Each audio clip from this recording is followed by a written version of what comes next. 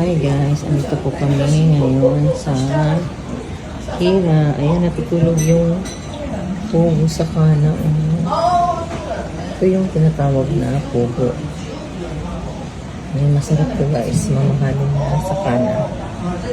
Natutulog. Ayan, may lobster. Ayan, malaki. Ayan guys.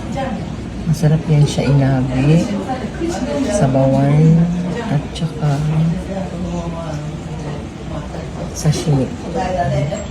Natulog yan guys. Ayan, ganun po sila matulog. Ayan. Ay, iba rin sa kanan. Natulog si Pugo. Ayan, may Shelby. Ang tago. Okay guys, thanks for watching.